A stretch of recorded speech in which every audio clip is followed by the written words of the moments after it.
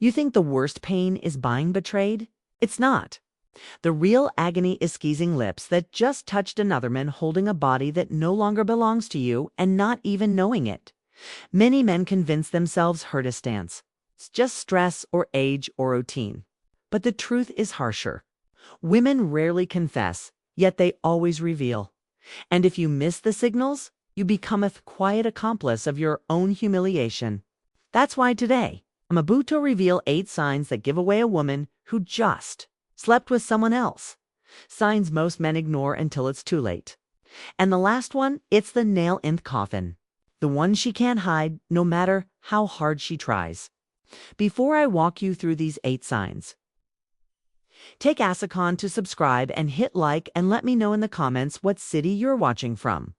I want to see how far this message is reaching because a betrayal speaks the same language no matter where you live. And now, let's get back to the story. The first sign I'm about to show you is subtle, silent. And it's the one that quietly destroys more men than they realize. Number one, the cold silence of her body. There's a kind of silent seesaw. Doesn't come from words. It comes from the body. And when you've been with a woman long enough, you know that's a lance. You know when her touch has weight, when her kiss has warmth, when her body is reaching for you without asking. And you also know when that current goes dead. This is one of the hardest signs to face because it doesn't scream at you. It whispers. You lean in to kiss her and she turns her face lightly. You touch her shoulder in bed and she stiffens.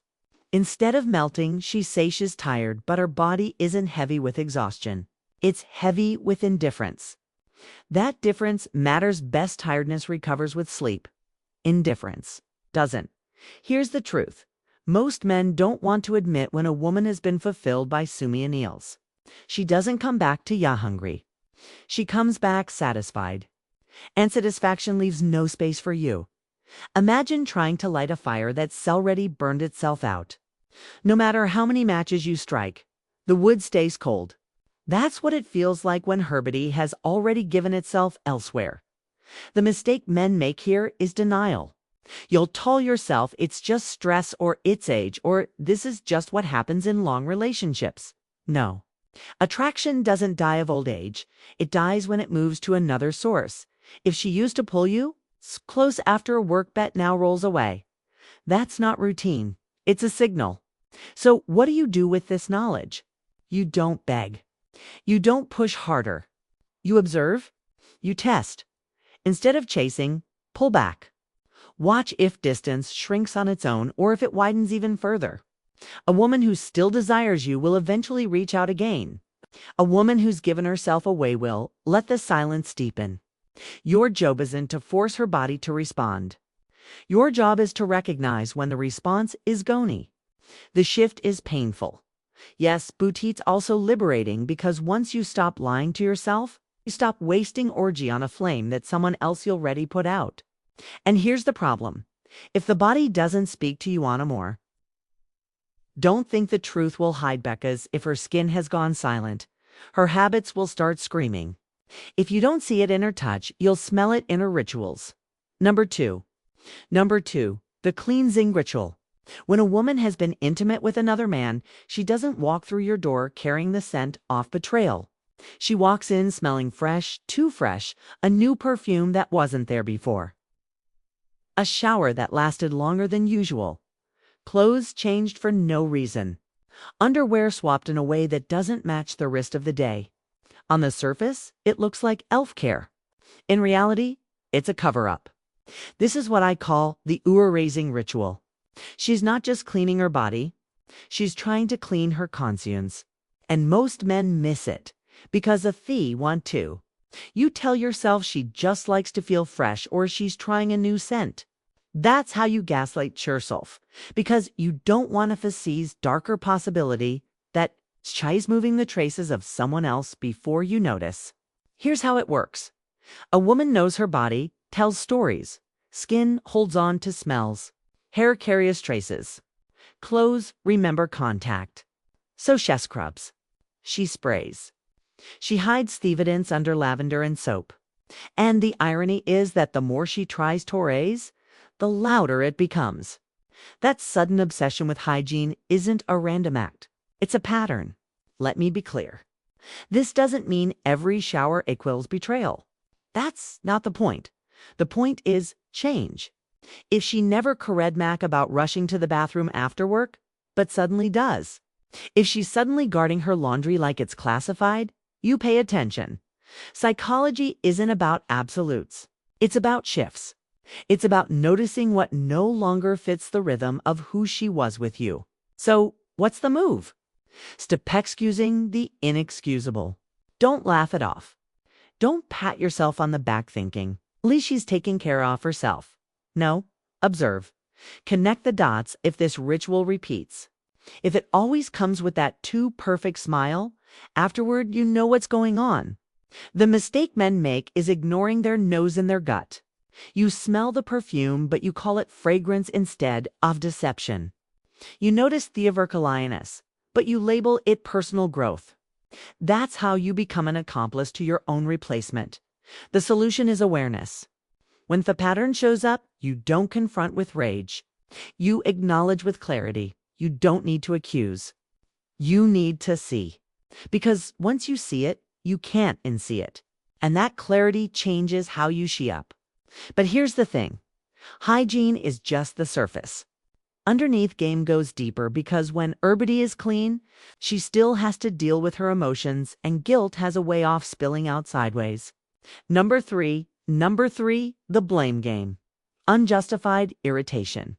When guilt becomes too heavy for her to carry, Shadowsent, confess it. She transfers it suddenly. You're the problem. You walk through the door and instead of a hello, you get a complaint. You load the dishwasher wrong. You're too quiet, you're too talkative. Whatever you do, it's not enough. That irritation isn't random. It's strategy. Here's the psychology behind it. If she paints you as the villain, she doesn't thrive to feel like the betrayer. Cher writes the script in her head. In her version, she didn't step outside the relationship because she wanted to. She did it because you were inattentive or controlling or boring. This is projection at its sharpest. She can't handle the conflict inside herself, so she pushes it onto you. The trap most men fall into is defending themselves. You try to explain. You argue thinking logic will fix it, but you can't outdot logic. Guilt? The more you defend, the more ammunition she gets to keep painting you as the bad guy. And before you know it, you're walking on eggshells in your own home. Here's the shift. Stop laying defense. You don't need to win the argument. You need to win your dignity. Next time she snaps at you over something ridiculous, don't rise to the bait. Don't beg. Don't debate. Look her in the eye and say calmly, you don't need to fight to justify what you've already decided. Then step back, no doubt of weakness. But out of strength, you're showing that you see the tactic and you won't dance to it. That one move flips the dynamic because when you don't play the role she wrote for you, her script collapses. Now the weight of her guilt sits with here. It belongs with her and you. You just claimed back your emotional ground. Men often ask me, Buddhazan staying silent weak. No. Weakness is letting someone bait you into chaos. Strength is control. You're not ignoring the issue. You're refusing to be manipulated by it. That's what separates a man being drained from a man's standing tall. But remember this, projection is powerful. But it isn't the final mask. There's another battlefield where the truth shows up without her even speaking. A place no excuse can cover, and it's in her body itself. Number four, the body doesn't lie. A woman can rehearse her excuses. She can mask her moods. She can polish her story until it sounds convincing. But there's a place she can't control. Her body. And this is where most men betray themselves. Not because they can't see, but because they refuse to look. You know her. You know, her rhythms, her warmth, her reactions. That's why when something changes, you'll feel it, even if you don't want to admit it. Maybe she feels unusually tense, Arun usually relaxed. Maybe her responsiveness has shifted. Either exaggerated or strangely absent. Sometimes it's subtle, sometimes it's glaring, but it's never random. Here's the cruel part. You don't need to be a doctor to notice. You need to be honest. Men often explain it away. Maybe it's hormones. Maybe she's stressed. And yes, those things can happen.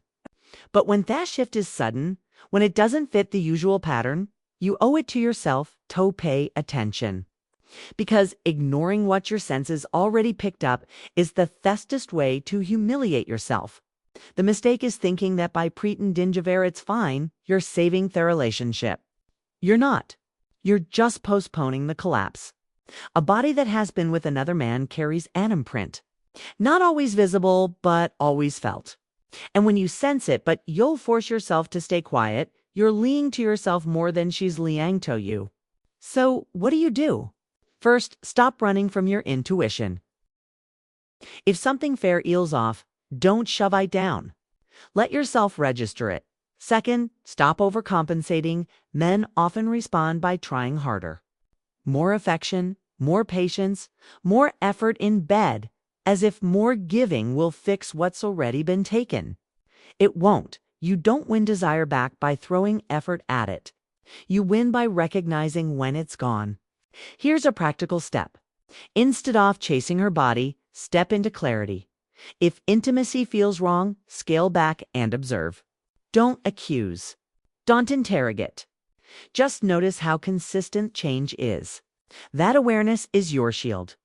It prevents you from investing more into someone who's already detached. And the deeper truth, if you ignore your senses, you're not being strong. You're being scared. Strength isn't denial. Strength is facing what you already know, even when it burns. But guilt doesn't always show up as coldness. Sometimes to cover the cracks, she goes in the opposite direction.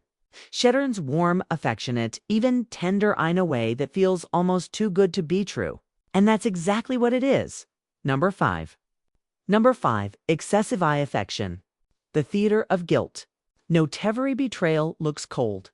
Sometimes it walks through the door wrapped in kisses, hugs, and a sudden wave of sweetness. And if you're not paying attention, you'll mistake guilt for love.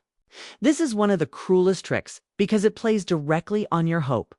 You felt her slipping away. You've sensed the silence and suddenly is holding your hand again, kissing you on the cheek, whispering, "I love you," with watery eyes, and your heart wants to believe it's real. You think she's coming back to me, but she isn't. She's trying to come back to herself. That affection isn't for you. It's for her conscience. Here's the psychology. After crossing the line, many women didn't pull away.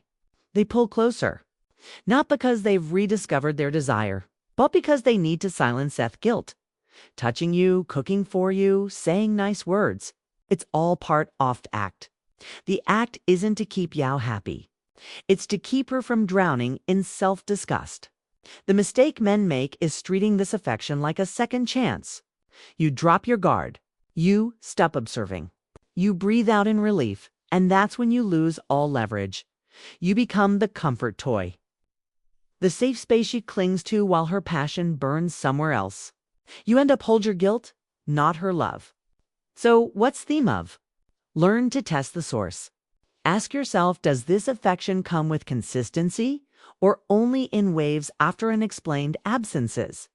Does she touch you with desire or with obligation? Does she lean in with warmth or does it feel rehearsed, almost exaggerated? Those questions cut through fog. And here's the tough medicine. Don't reward guilty affection. Don't leather wipe her conscience on your shoulders. You don't need hugs that airborne from betrayal. What you need is honesty, even if it's cold. And sometimes the strongest thing you can say is this: I'd rather have your silence than your guilty embrace. That statement isn't for her. It's for you. It's your way of reclaiming self-respect in the face of false tenderness. Because he's the truth. Love doesn't need theater. Real connection doesn't show openly after guilt. If her affection feels like an apology instead of desire, you'll really know the difference. And on SEO no, you can never go back to pretending. But if you keep accepting her guilty embrace, the next stage is worse because she won't just touch Yahweh's desire. She'll stay with you physically while her mind drifts miles away. Number 6. Number 6. Emotional absence in intimacy. There's a difference between a body beside you and a soul with you. And Uncio felt that difference. It's impossible to unfeel. This is the stage where betrayal cuts deepest, not because of what she does, but because of what she withholds. She gives Sue her body, but she no longer gives Sue herself. Picture this. You're in bed. Everything looks normal. She touches you. She moves. She even moans. On the surface, it's all there. But something is missing. Her eyes are empty. Her energy doesn't sync with yours. You can feel that she's somewhere else replaying a memory that doesn't involve you. That's not intimacy. That's theater. And here's the brutal truth. A woman who's emotionally absent during intimacy is already gone. You're not making love. You're playing a role in her cover-up. And men who ignore this always tell themselves the same comforting lie. She's just tired or it's stress. But deep down, you know the difference. Tiredness still allows presence. Stress still allows connection. This absence, it's a void. The mistake most men make is pushing harder. You think if I try more, she'll come back. So you give more affection, more patience, more effort, hoping, towing her over. But the more you push, the further she drifts because her fire isn't missing. It's burning somewhere else. And every extra ounce of effort you give just teaches her one thing. She doesn't need to give anything back. So what's the solution? Stop chasing hosts. Respect yourself enough to notice when her soul isn't with you. Pull back. Say less. And most importantly, don't confuse physical participant with emotional presence. When her spirit has left, your job isn't to drag it back. It's to decide whether you'll keep lying in a bed that feels colder by the night. Here's a simple step. Next time you sense that absence, don't cover it with more effort. Pause, look at her, and in your mind, tell yourself the truth. I'm not here to beg for connection. I'm here to recognize our reality. That shift in mindset, Alana, changes everything. It stops you from being the man who tries to revive a bond. It's already been buried. Because by next to a woman who isn't truly with you isn't love. It's humiliation. And if you let that humiliation settle, the next sign will expose it in plain daylight. She won't just leave you emotionally absent in bed. She start leaving you physically absent in time. Number 7. Number 7. The latch returns empty excuses. When love is real, time bends to make room for it. A woman who still desires you will find her way back to you, even on the busiest days. But when her fire is gone, suddenly the clock turns against you. She's late again and again, and every excuse feels thinner than Theon before. She tells you work ran long. Her phone died. A friend needed her. At first, you want to believe it. You'll convince yourself these are normal things because, yes, life gets messy. But when messy turns into a pattern, when lateness becomes routine, it's not about life, it's about priority. And you're no longer at the top of the list. Harass psychology. Lateness is more than missing time. It's a test. She's not just running late. She's measuring how much you'll tolerate. She wants to see if you'll question it, if you'll push back, or if you'll keep accepting less while hoping for more. Every time you'll let it slide, you train her. You teach her that your dignity is negotiable. That trap most men fall into is silence. You see the inconsistency. You feel feasting, but you swallow it. You tell yourself, if I say something, I'll sound insecure. But insecurity isn't asking for respect. Insecurity is pretending you don't notice. So what's move? Call it what it is. Not with yelling, not with begging, but with boundaries. The next time she drifts in late with another flimsy story, don't interrogate. Don't demand details. Say simply, look at her and state the truth. You weren't here and that tells me everything I need to. No. Then let the silence sit. That silence is more powerful than any argument because it places their responsibility back where it belongs on her. Choices. Here's a practical step. Track the pattern, not the excuse. Don't waste time dissecting the details of each story. Instead, pay attention toe frequency to tone to how your gut treats every time. Patterns tell truth, even when words don't. And here's harsh reality. A woman who still chooses you will always come home. Maybe late once in a while, sure, but not as a habit. If she no longer returns to you, it's because she's already returning to someone else. But lateness is only half the story. Because even when she tries to cover it, her own words will betray her. And when her story collapses under its own contradictions, that's when the truth finally breaks wide open. Number 8. The collapse of her story. Stories are fragile things. They can bear rehearsed, polished, and repeated. But moment pressure builds. Cracks appear. And when a woman has crossed the line, her story eventually collapses under its own contradictions. You've seen it before. She comes homely. Words tumbling out too fast, details changing with each retelling. One night it's a coworker who needed help. The next time it was a last-minute errand. You notice the gaps, the mismatched timelines, the way her tornado scent match her words. And mostling of all, you notice her eyes. They don't hold your gaze anymore. They dart. They drop. They flicker with an ease. That's not stress. That's deception, struggling to keep its balance. Here's the mistake men make. They demand airtight evidence. They want proof, a smoking gun, something gun denial. But the truth doesn't always come with a receipt. It comes in inconsistencies. It comes in the way her story unravels. The more you listen, the harder she tries to control the narrative, the more obvious it becomes that the narrative is lipping away from her. So, what's theme of? Stop playing detective. You don't need to gather evidence for a courtroom trial. You already have the signals, that changes, the silences, the patterns. When her story collapses, you don't targ with it.